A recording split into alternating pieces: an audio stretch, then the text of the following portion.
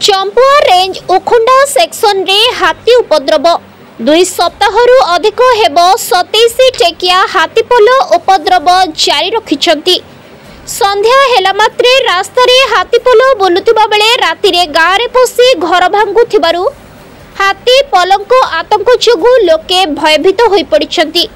One विभाग कर्मचारी और स्क्वाड नियोजित थिले मध्य हाथी घौड़ाइबारे विफल होइतिबा जणा पड़िछि। एही हाथीपल रे 8टी दंता 13टी माई और 6टी हाथीछुआ अछंती। एही हाथीपल झालिया बेड़ा जंगलरू केमुंडिया मध्य रे रहितिबा जनबसती अंचल रे घोरी बुलुछंती। लोके घर बाहरिबा पई असुरक्षित मने करूछंती। हाथीपल विशेष करी केमुंडिया पद्मपुर मालीपसी झालिया बेड़ा वर्धना आदि गाँ गुड़िकरे विचरण करुथिबारु लोके भयभीत अवस्था अछंती। वन विभाग हाथी घौड़ाइबारे विफल हेउथिबा साधारण रे अभियोग हेउछि। गत राति एही हाथीपल पद्मपुर गाँ रे 3टी घर भांगी घर भितरु धान फसल खाई जाइछंती। ग्रामर जीतकृष्ण नायक झियो बाहाघर पई आनितिबा राशन सामग्री घर भांगी खाई जाइतिबारे से संपूर्ण भांगी पड़िछंती। एहाकु नै लोकंको मध्य रे असंतोष देखा दैछि। मोना जीतकृष्ण नायक ग्राम पद्मपुर एटा तो प्राय कहि पर नै कि 26-27टा अनुमान करू।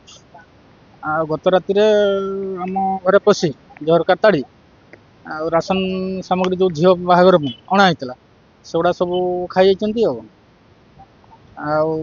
आसंता काली झील बाग 20 तारीख आ कौन करा धार उधार तो जहाँ अणा होता फेर इना थे चिंतार काली केमती कौन कर तेणुक वन विभाग कहुच्छी कि जदि वन विभाग तार प्रतिकार करते आम टे खुशी हूँ।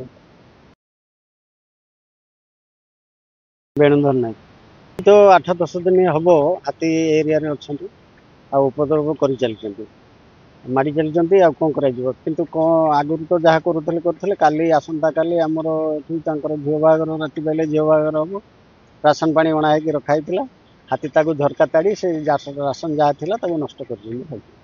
हाँ यहाँ तो आम अनुरोध करुँ वन विभाग को कि सरकार तरफ अनुरोध करुँ कि यार प्रतिकार करते भल हाँ ना लोक तो सही पारना राति कौन कर। जोड़ारू रमेश चंद्र महापात्र रिपोर्ट संघर्ष टीवी।